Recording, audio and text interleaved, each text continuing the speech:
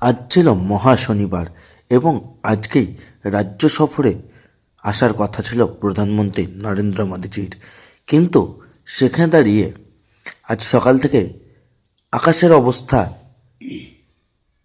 একেবারেই মেঘলা থাকার কারণে কিন্তু প্রধানমন্ত্রীর চপার দমদম বিমানবন্দর থেকে রওনা দিলেও নদিয়ার তাহেরপুরে কিন্তু পৌঁছালেও নামতে পারেনি প্রধানমন্ত্রীর চপার।